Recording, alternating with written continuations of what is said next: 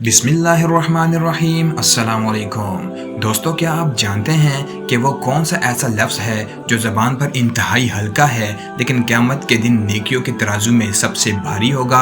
वो लफ्ज़ है सुबहान अल्लाह। आज की इस वीडियो में हम कुरान और हदीस की रोशनी में इस अजीम और शान कलमे की फजीलत जानेंगे। सुबहान अल्लाह का मतलब है अल्लाह पाक है। कुरान मजीद में अल्लाह ताला फरमाता है, और सुबह और शाम उसकी तस्बीह बयान करो। दोस्तों, कायनात की हर चीज़, परिंदे, दरख्त और पहाड़ अल्लाह की तस्बीह बयान करते हैं। जब हम सुबहान अल्लाह कहते हैं तो हम दरअसल पूरी कायनात के साथ मिलकर अपने खालिक की पाकी बयान कर रहे होते हैं। प्यारे नबी करीम सल्लल्लाहु अलैहि वसल्लम ने फरमाया कि दो कलमे ऐसे हैं जो अल्लाह को बहुत महबूब है, सुबहान अल्लाह व बिहम्दिही सुबहान अल्लाहिल अज़ीम।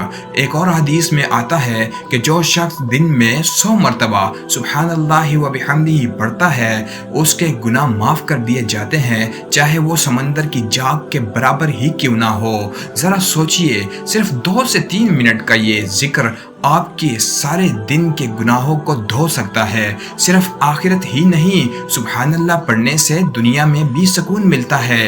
इससे रिस्क में बरकत होती है, जहनी दबाव और परेशानी दूर होती है, और हर मर्तबा पढ़ने पर जन्नत में आपके लिए एक दरख्त लगाया जाता है। तो आज से ही अपनी ज़ुबान को इस मुबारक कलमे से तर रखें, चलते फिरते काम करते हुए सुबहान अल्लाह पढ़ते रहें। अगर वीडियो पसंद आई हो तो दोस्तों के साथ शेयर करें ताकि ये सदका जारिया बन जाए, और मज़ीद ऐसे प्यारे प्यारे वीडियोस के लिए हमारे इस चैनल को ज़रूर सब्सक्राइब करें। जज़ाकल्लाह।